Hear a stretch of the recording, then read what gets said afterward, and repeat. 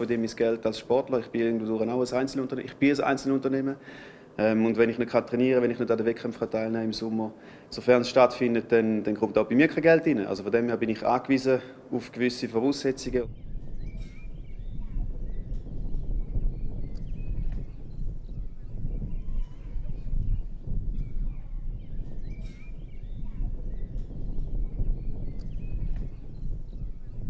Das gibt starke Auflagen. Die müssen zuerst in die Selbstquarantäne. Dann werden sie medizinisch überprüft.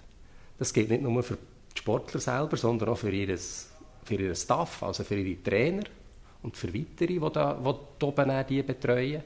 Und dann können sie rauf und können dort trainieren.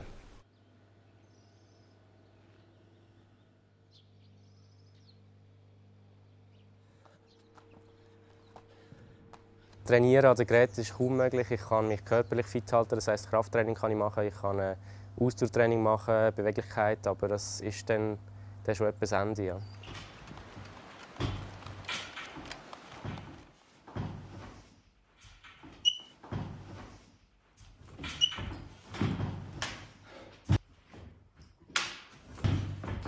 Right.